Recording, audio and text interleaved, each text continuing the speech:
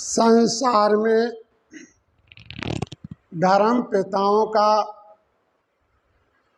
क्यों आना हुआ। इस संसार में जब जब अशांति वातावरण बढ़ा, ऐसे समय पर परमात्मा इन धर्म पिताओं को इस पृथ्वी पर बारी बारी भेजते हैं। भेजने का कारण क्या होता है? इस संसार पर अशांति और अत्याचार को रोकने के लिए धर्म पिताओं को भेजा जाता है और बारी बारी संसार में आकर शांति के वातावरण को बनाया करते हैं। तो वास्तविक जो है, हमें अपने जीवन में इस शांति वातावरण को रखने के लिए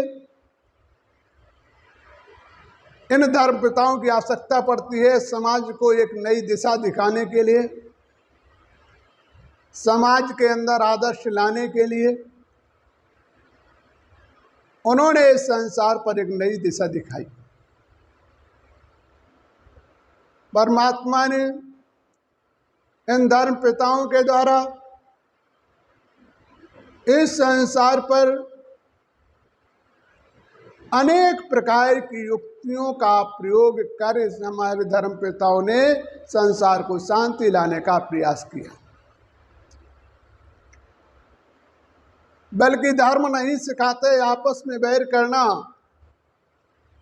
धर्म नहीं सिखाते आपस में वैमनस्यता रखना, लेकिन मनुष्य अपने कर्मों के अनुसार से दुख और सुख को भोगा करता है। इसलिए वास्तविक हमें अपने जीवन में अपनी समस्या को पार करने के लिए हमें अपना बदलाव करना चाहिए। तभी हमारे जीवन का उद्धार होगा और तभी हम अपने जीवन में खुशहालियां लाने का प्रयास करेंगे। तो वास्तविक हमें अपने जीवन में इन चीज़ों का ध्यान देना चाहिए। इस संसार पर परमात्मा ने धर्म पिताओं को अपनी व्यवस्था के अनुसार से भेजा। जैसे महात्मा बुद्ध को भेजा, महात्मा बुद्ध को ने आकर सबसे पहले सर्वप्रथम उस परमात्मा की आराधना ज्योति की करके, जब आत्मशक्ति प्राप्त होने के पश्चात उन्होंने इस संसार का कोई शांति लाने का प्रयास किया। महात्मा बुद्ध ने बौद्ध धर्म की स्थापना की और स्थापना करने से बड़ी परिस्थितियों का सामना भी किया और करने के बाद धर्म की स्थापना की। तो उन्होंने क्या दिखाया कि मनुष्य अपने कर्मों का परिवर्तन करने के लिए सबसे पहले उसे तपस्या करना अनिवार्य है। जब तक स्वयं सक्षम नहीं होगा तब तक दूसरों को मार्ग दे ही क्या सकता है। इस प्रकार से महात्मा बुद्ध ने बौद्ध धर्म की स्थापना की, समाज को शांति के दर्पण में लाए, समाज में जो है एक नई दिशा दिखाई। तो वास्तविक जो है मानव को अपने धर्म से भी ये सीखना चाहिए कि हमारे महापुरुषों ने किस प्रकार से मेहनत और परिश्रम करके संसार में धर्म की रचना की, न्याय धर्म के लिए। लेकिन आज समाज न्याय धर्म और धर्म की नीतियों को नहीं मानता, लेकिन सिर्फ कहता मैं बौद्ध धर्म का हूँ। होना किसी धर्म का बड़ी बात नहीं है। बड़ी बात जब है कि उस होने से पहले अपनी व्यवस्था का परिवर्तन। जब तक स्वयं को चेंज नहीं करोगे तो सोने से कोई फर्क नहीं पड़ेगा। इसलिए हमें स्वयं की व्यवस्था का परिवर्तन कर लेना चाहिए, जिससे ऐसी स्थितियों का सामना न करना पड़े, और तभी परमात्मा तुम्हारी पूर्ण मदद कर पाएगा। जब तक ऐसा नहीं करोगे तब तक परमात्मा आपकी पूर्ण मदद नहीं कर पाएगा। तो हमारे महापुरुषों ने एक चीज और दिखाई कि मैं सब कुछ नहीं हूँ, मेरे ऊपर भी कोई है जिसके द्वारा मैं संसार का संचालन करता हूँ। इस प्रकार से महात्मा बुद्ध ने दिखाया। इसके पश्चात सिख धर्म के गुरु नानक ने भी अपने धर्म में ओमकार को श्रेष्ठ बताया। ओम शब्द का अर्थ है, ओम में ब्रह्मा, विष्णु, शंकर, और बिंदु को संकेत करते हैं वो परमात्मा शिव का सूचित चिन्ह है। तो वास्तविक जो है हमें अपने जीवन में इन चीजों का परिवर्तन करना चाहिए। ओम में जो बिंदु बनी होती वो निराकार ज्योति, जिसे हम ज्योति भी कह सकते हैं, शिवलिंग भी कह सकते हैं। तो वास्तविक उसी ज्योत के माध्यम से सिख धर्म ने भी नाना मोहम्मद गुरु नानक ने बहुत समय तपस्या करने के पश्चात तब उन्होंने सिख धर्म की स्थापना की। तो इस प्रकार से हमारे महापुरुषों ने बड़े परिश्रम और मेहनत के साथ इस संसार को बदला। तो वास्तविक जो है हमारे गुरु नानक जी ने भी यही करके समाज का परिवर्तन किया। तो वास्तविक तुम भी अपने जीवन का परिवर्तन कर सकते हो। जब तक तुम अपना बदलाव नहीं करोगे तब तक परिवर्तन नहीं कर सकते हो। इधर दिखाया गया मोहम्मद साहब ने भी उस परमात्मा की याद करके तब उन्होंने मुसलमान धर्म की स्थापना की। तो जो भी धर्म पिता संसार पर आए बगैर उस निराकार ज्योति को संसार के सभी धर्म पिता मानते हैं, बल्कि धर्म के अनुरागियों को सभी समाज और सभी देश नहीं मानता है। वो अलग अलग तरीके से विभाजन, जैसे समझने की बात है, सूर्य एक है, चंद्रमा एक है, तो धर्म अनेक कहाँ से हो सकते हैं?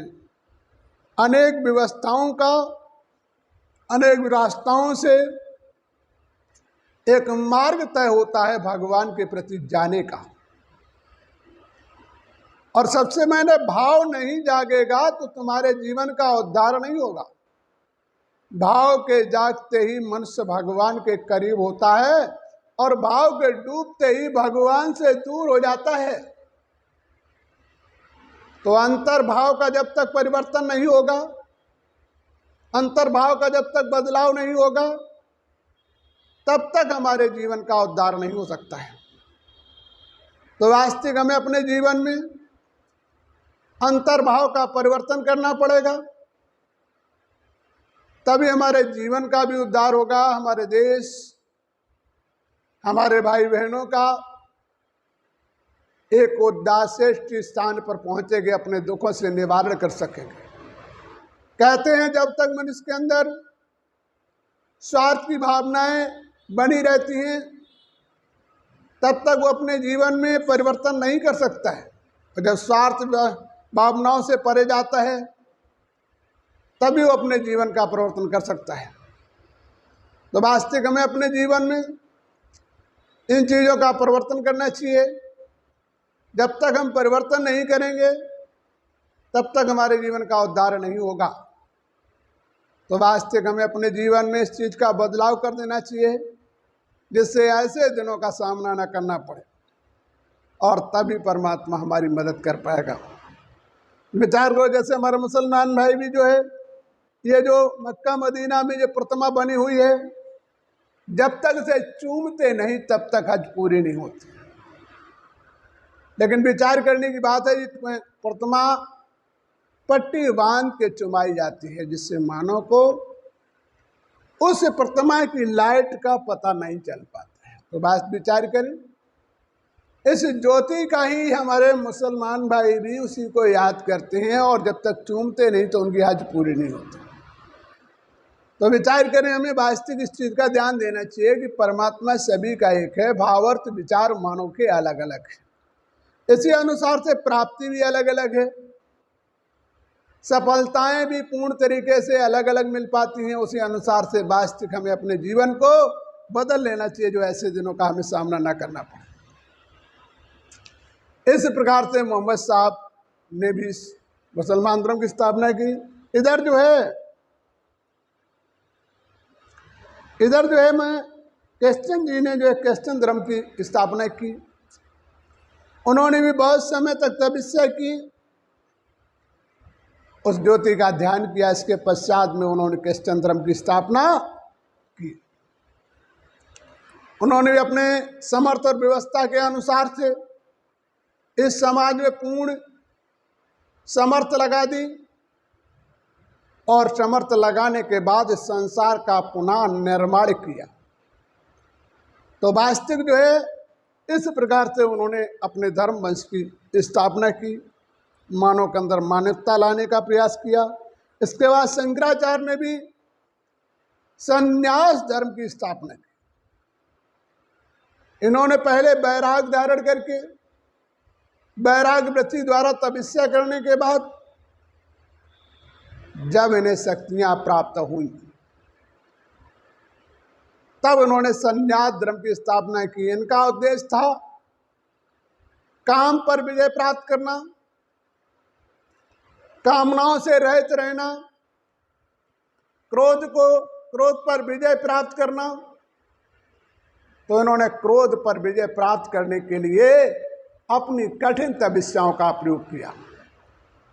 लोभ पर भी विजय प्राप्त करने का कार्य किया, अहंकार को भी परिवर्तन करने का कार्य किया, और मोह से भी दूर जाने का कार्य किया। इन काम क्रोध लोभ मोह अहंकार से त्याग कर उन्होंने वैराग्य वृत्ति को धारण किया कि माना इस संसार में रहते हुए भी हमारे ऊपर इन किसी का भी फर्क ना हो, ये इन्होंने दर्शाया। तो विचार करने की बात है, इन्होंने भगवान की याद करके ही संसार पर संन्यास धर्म की स्थापना की। अपने जीवन को इतना कसौटी से उतारा जिससे उन्होंने सांसारिक भाव और सांसारिक के आकर्षण की व्यवस्था से कई गुना दूर हुए। वैराग्य वृत्ति का उन्होंने पालन किया। वैराग्य वृत्ति का अर्थ क्या होता है? जिसे अपने शरीर, सुविधाएं और व्यवस्थाएं इन पर अधीन नहीं होते हैं। स्वयं के कर्तव्य और स्वयं की व्यवस्थाओं पर अधीन होकर अपने उस भगवान के भरोसे अपने जीवन को जीना सीखते हैं। तो वास्तविक उन्हें अपने जीवन के अंदर अपनी भूख प्यास की व्यवस्थाओं से भी परे जाने का प्रयत्न करते हैं। उन्हें किसी से प्रकार के मोह से त्याग करना, भोजन आहार का भी कायदे से त्याग करना, उसमें लिप्त नहीं होना। तो माना जीवन की हर कड़ी का परिवर्तन करने के लिए, जीवन के हर सुखों को त्याग करने के लिए उन्होंने अपने जीवन में ऐसी स्थिति को प्रदान करने का कार्य किया। तो विचार करने की बात है, ऐसे महापुरुषों ने अपने शरीर की भी कसौटी कर, अपनी आत्मा की कसौटी कर इस समाज को एक नई दिशा दिखाई और त्याग का अर्थ भी समझाया समाज को। इस प्रकार से उन्होंने संन्यास धर्म की स्थापना की। इसके पश्चात राम ने भी रामेश्वर में परमात्मा शिव की ही स्थापना की थी। तो माना राम ने भी उस परमात्मा शिव की ही आराधना करके ही तब उन्होंने जो है रावण पर विजय प्राप्त की, राक्षसों को समाप्त किया था।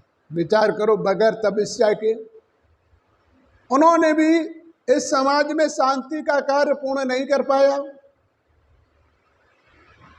तो राम ने भी इसीलिए रामेश्वर में स्थापना करके संसार की शांति के लिए कार्य किया। विचार करो, राम ने भी उस परमात्मा की सुबह और शाम दोनों टाइम साधना किया करते थे। अपने जीवन में उन्होंने ये समाज को शिक्षा दी कि तुम भी उस परमात्मा के ध्यान में होकर तुम अपने जीवन का उद्धार कर सकते हो।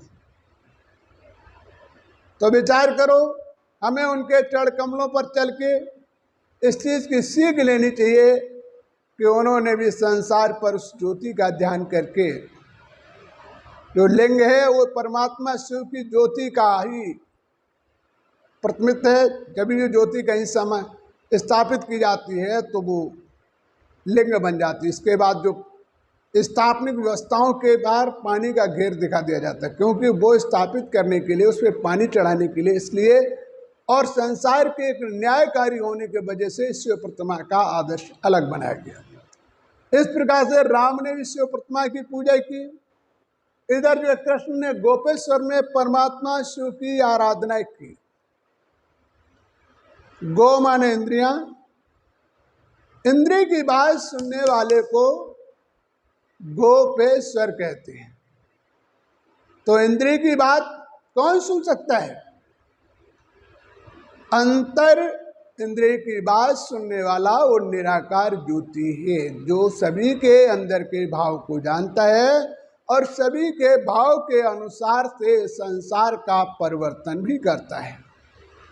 इसीलिए कृष्ण ने दर्शाया और इस प्रतिमा की स्थापना की, कहा कि गोपेश्वर, गो माने इंद्रियां, स्वर्ग इंद्रियों की बात को सुनने वाला वो स्वामी, जिसे उन्होंने भी भगवान की याद करके संसार के अत्याचार में उनसे शक्तियां प्राप्त करने के बाद संसार का परिवर्तन किया। एक बात और समझने वाली बात है, हमारी गीता भी कहती है,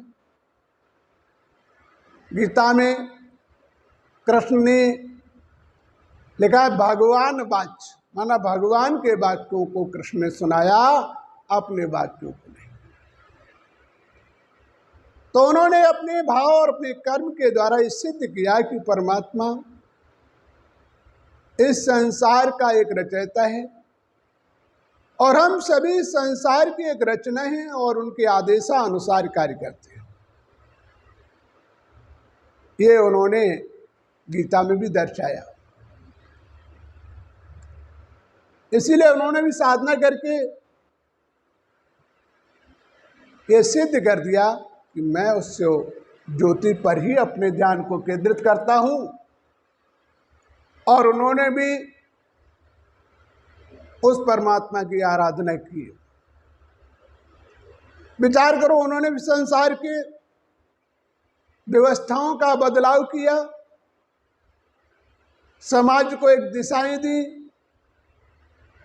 समाज को एक नया मार्गदर्शन दिया। अब विचार करने की बात है, इन सभी धर्म पिताओं ने उसी निराकार ज्योति की तरफ आकर्षण किया, क्योंकि ज्योति आत्मा भी एक ज्योति है और ज्योतियों का जन्मदाता वो परमात्मा है। जैसे कहा जाता जैसा बाप वैसा बेटा, तो माना आत्मा का जन्मदाता परमात्मा एक ज्योति स्वरूप है, तो आत्मा भी ज्योति स्वरूप है, जो शरीर से निकल जाता है सिर्फ प्रकाश के 5 तत्वों का शरीर पड़ा रहता है। तो विचार करो, इन कर्म व्यवस्थाओं से बदलने के लिए तुम्हें अपना परिवर्तन करना होगा। जब तक परिवर्तन नहीं करोगे तब तक तुम्हारे जीवन का उद्धार नहीं होगा।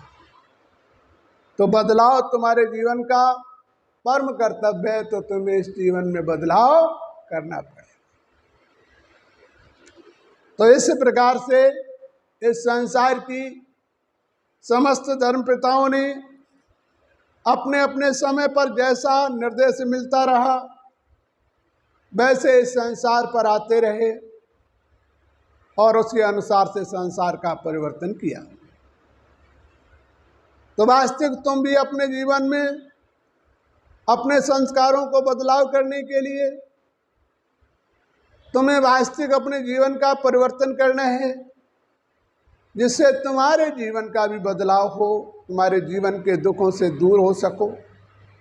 तो परमात्मा कहता कुछ नहीं तो सच्चे मन से तुम्हारा भावना ही जागृत हो जाए तब भी भगवान के पास पहुंच जाओगे। प्रसाद चढ़ाने और जाने से आपके जीवन का लाभ नहीं होगा। आपके जीवन का लाभ होगा अंतर मन व्यवस्था के दर्पण से। जब तक तुम्हारे अंदर का भाव नहीं बदलेगा, अंदर की भावनाओं का परिवर्तन नहीं होगा, तब तक तुम्हारे जीवन का उद्धार नहीं हो सकता है। तो वास्तविक हमें अपने जीवन की व्यवस्थाओं को बदल देना चाहिए, जिससे हमारे जीवन में ऐसी स्थितियों का सामना न करना पड़े, और तभी परमात्मा हमारी पूर्ण मदद कर पाएगा। जब तक हम ऐसा नहीं करेंगे तब तक परमात्मा हमारी पूर्ण मदद नहीं कर सकता है। तो बदलाव हमारे जीवन का परम कर्तव्य है, इसे हमें परिवर्तित करना चाहिए। अब विचार करने की बात है इन देवताओं में और परमात्मा में क्या फर्क है, परमात्मा से मनुष्य को क्या प्राप्त होता है और देवताओं से मनुष्य को क्या प्राप्त होता है। देवताओं की पूजा आराधना करने से कहीं डूब रहे हो तो निकाल के पार पे खड़ा कर देंगे, और परमात्मा की स्तुति करने से आत्मा में लगे हुए अपराधों से मनुष्य अपने आप को मुक्त कर सकता है। तो वास्तविक अपने जीवन के अपराधों से तुम्हें अपना बदलाव करने के लिए तुम्हें अपना परिवर्तन करना पड़ेगा। जब तक तुम परिवर्तन नहीं करोगे तब तक तुम्हारे जीवन का उद्धार नहीं होगा। तो वास्तविक तुम्हें अपने जीवन को बदल जाना चाहिए, और जब जीवन को बदलोगे तभी तुम्हारे जीवन का उद्धार होगा, और जब तक नहीं बदलोगे तुम्हारे जीवन का उद्धार नहीं हो सकता। तो वास्तविक हमारे भाई एवं बहनों को यही ध्यान देना चाहिए, जीवन परिवर्तन जीवन का एक आधार है। इस दुनिया में जीते हैं तो अपने शरीर निर्वाह के लिए, लेकिन ये ध्यान रखो ये दुनिया छोड़ के तुम्हें जाना है, इसलिए तुम्हें आत्मशक्ति को प्राप्त करने के, आत्मा को परिवर्तन करने के लिए, आत्मा के अंदर बल भरने के लिए तुम्हें साधना करनी पड़ेगी, जिससे आपकी आत्मशक्ति यदि प्राप्त हो जाती है, आत्मा की पूर्ण शक्तियां प्राप्त हो जाती हैं, तो तुम जो चाहोगे वो तुम्हारे कहने पर होता रहेगा। इन्हीं आत्मिक शक्ति को प्राप्त करने के लिए ही मनुष्य साधना करता है। तो परमात्मा द्वारा आपके कुछ भी जो भी किए हुए अपराध हुए हैं, उन सारे अपराधों को तुम शिव प्रतिमा की याद करके अपने जीवन का बदलाव कर सकते हो। इस प्रकार से उस शिव की आराधना में, उस शिव की प्रतिमा में अपनी दृष्टि को टिकाएं, जिससे परमात्मा के प्रकाश पड़ने लगेगा और तुम्हारे जीवन का उद्धार हो जाएगा। इस प्रकार से इस संसार का कार्य चलता है, इसी प्रकार से इन धर्म पिताओं का आना होता है। अच्छा, जय श्री परमात्मा।